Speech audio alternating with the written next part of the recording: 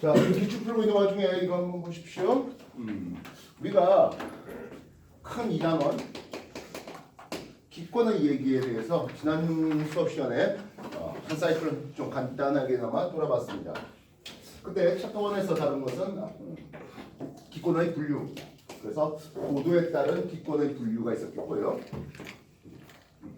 그 다음 지구의 복사평형, 태양으로부터 받은 에너지에 대해서, 물론 반사된 에너지도 있었죠. 네. 지구가 특히 대기가 있었을 때 대기가 지표로의 재복사, 온실효과율에 대한 내용을 소개를 해봤습니다.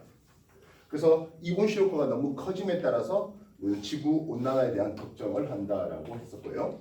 챕터 2에서 다루던 것이 오늘 여러분한테 이 푼트를 좀 나눠주려고 하는데요. 넘겨주십시오.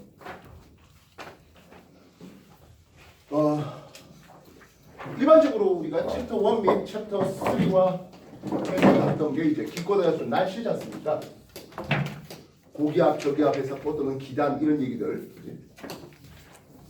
요 얘기는 우리가 지구과학 공부하면서 많이 가르쳤었던 내용들입니다. 날씨에 대해서 기압, 기단, 전선 이런 것들에 대해서요. 반면 상대적으로 우리가 셰페이드 책을 공부하면서 공부하지 않았던 내용이 챕터 2 대기 중에 수증기, 즉 X축 기온에 따른 Y축 포화 수증기량이었습니다. 요거 한번 다시 정리해 보도록 하죠. 공기 1kg당으로 이제 조금 바뀌었는데요. 뭐 그래도 수치 데이터는 크게 중요한 건 아닙니다.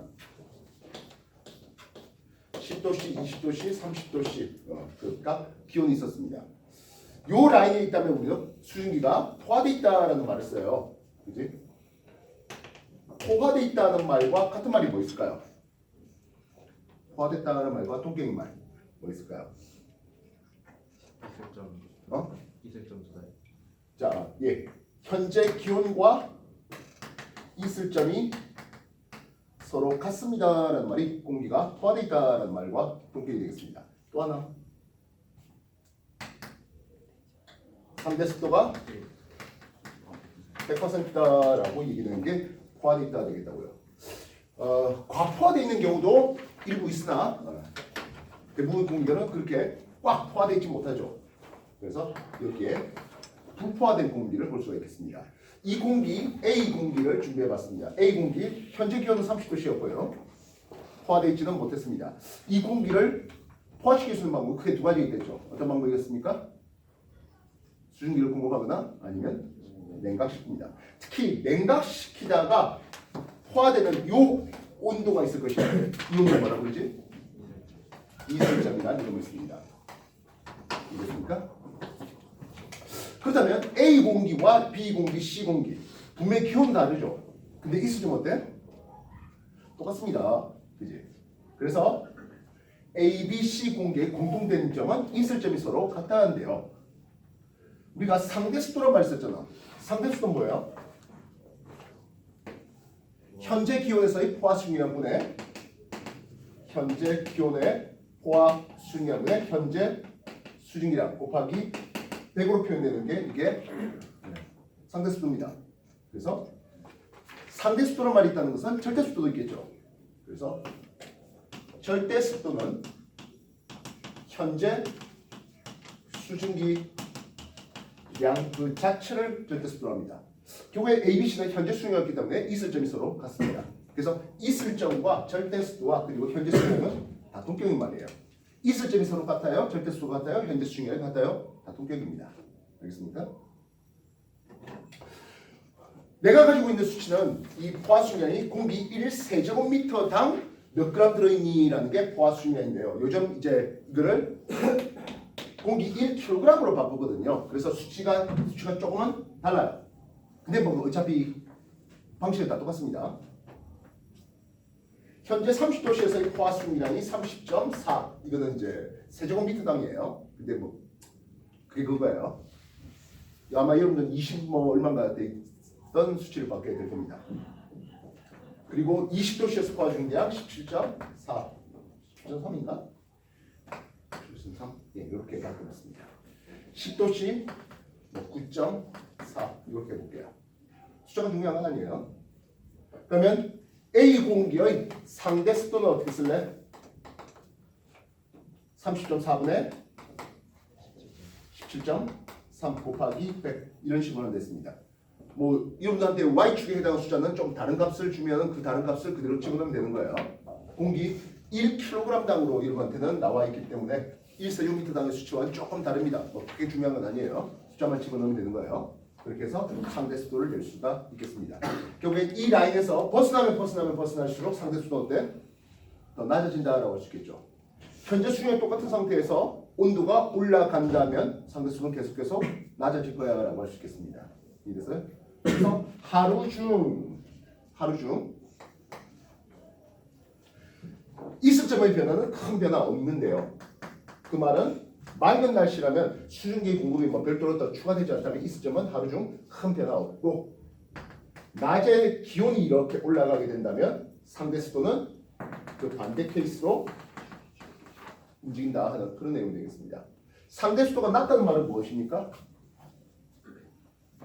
좀 더 빨래가 잘 마른다 할 수 있겠죠. 상대 습도 100%는 뭐예요? 공기가 수증기로 꽉 포함되어 있으면 더 이상 증발이 일어나지 않는 그런 상태가 되겠죠. 이해됐습니까? 챕터 2에서 추가적으로 더 나오는 것은 아무래도 이제 구름이 만들어지고 비가 내리는 그런 과정이 되겠습니다. 구름이 만들어지려면 공기의 상승이 있어야 된댔죠.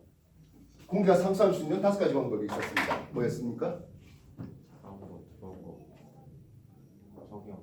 저기가 중심에서 공기가 올라가요. 상승해요. 또 공기가 산삼을 타고 올라가는 과정이 있었습니다. 또 그렇죠. 한랭전선 창문에 닿은 공기 밀어 올리는 방법이 있었고, 그때는 상대적으로 상승기류가 강해서 적은 구름이 만들어졌습니다. 또 온난전선 앞쪽에서 따뜻한 공기가 찬 공기를 타고 오는 경우가 있었습니다. 그때는 상승기가 그렇게 강하지 못했네요. 옆으로 퍼져 있는 추운 구름이 만들어졌습니다. 마지막 하나.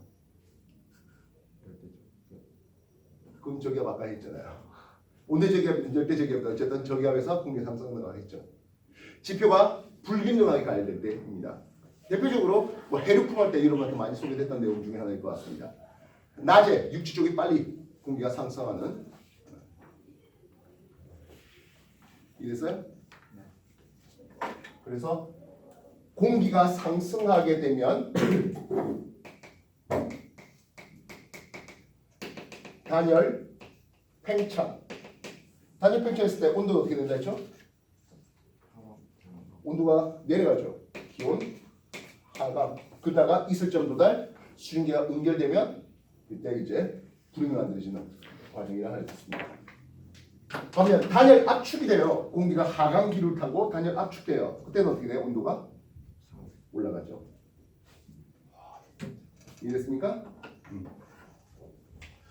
그리고 구름이 만들어지고 강수, 비가 내릴 때 빙정설과 그리고 병합설로 설명하게 됐습니다. 훨씬 더 어려운 거, 귀찮은 게 뭐였지? 병합설, 병합설이 어려워요? 빙정설 훨씬 어렵잖아요, 그죠? 요 라인이 됐을 때 누가 빙정의 화순기라는 곡선입니까? A와 B 중에서 B가 빙정의 화순기압 되겠고요. A는 관행각 물방울 되겠죠. 그래서 관행각 물방울에서는 증발이 일어나고 빙정 입장에서는 그 수증기가 빙정에 달라붙어요. 즉 물방울 크기는 점점점 작아지겠고 빙정의 크기는 커지는 빙정이 성장하는 그게 빙정설로 강수 현상을 설명하겠습니다. 온대 또는 한대에서 내리는 B죠. 반면 열대 이쪽에서 내리는 B는 병합설로 이제 설명이 되죠. 다들 기억나십니까? 자, 지금 여러분한테 나눠준 프린트 이쪽 얘기를 한번 풀어보시면 되겠는데요. 내신 문제 29문제 요거부터 먼저 제출하시고 다 제출한 사람은 방금 나눠드렸던 요 강수 대기 중의 수증기에 대한 요 문제를 풀어볼 수 있도록 하겠습니다. 하십시오.